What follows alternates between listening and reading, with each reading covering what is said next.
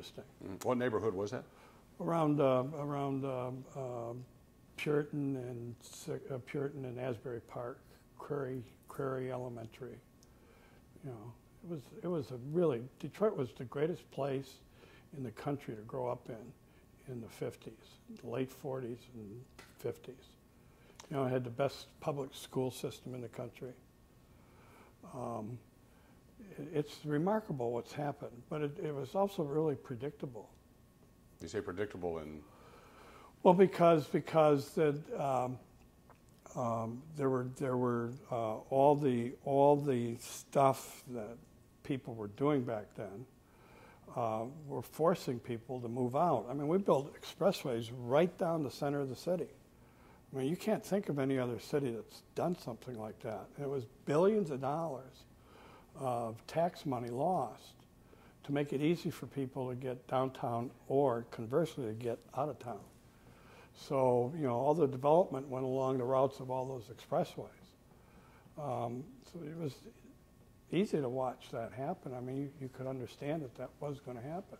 That's why I consider the whole metropolitan area as one political entity as far as I'm concerned. And you'll see over time that there will be a consolidation of those services throughout the metropolitan area. I can envision a time when we have one Department of Public Safety for all three counties. That's police, fire, and emergency vehicles. I mean, it's crazy what we're doing right now.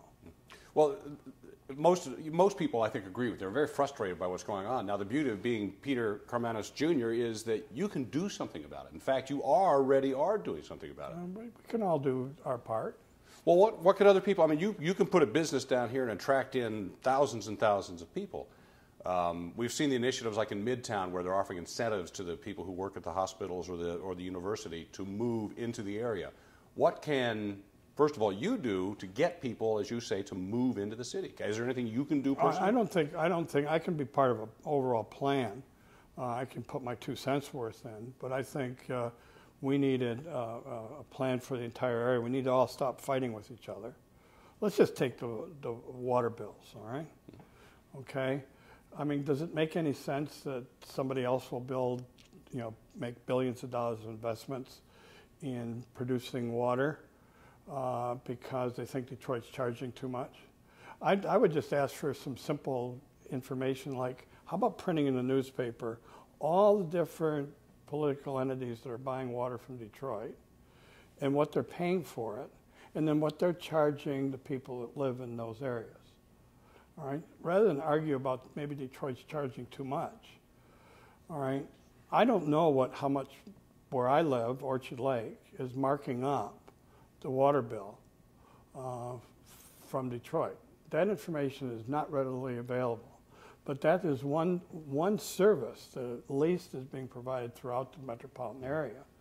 All right, and I would like to see what it really costs to consolidate all the other services, all right? And I've often said, and I told a friend of mine was running for governor in Ohio, he won, and he was talking about consolidation. And I said the first thing I had asked Jennifer Granholm to do is do a study on what does it cost us to have a duplication of all these services. I said because the only thing that's going to convince people to fix that is that if they can understand what it means to them on a dollars and cents basis. And quite frankly, I don't know, but I think it's probably billions of dollars that we're spending in duplicating a bunch of services that don't have to be duplicated. And if we found out how much that costs or how much we could save, and someone came to you and said, look, we can cut your property tax bill in half. All right, would you be willing to look at consolidation? You might think about it. If they said, there's not going to be any change, but we'd like you to consolidate, you'd say, no, thank you.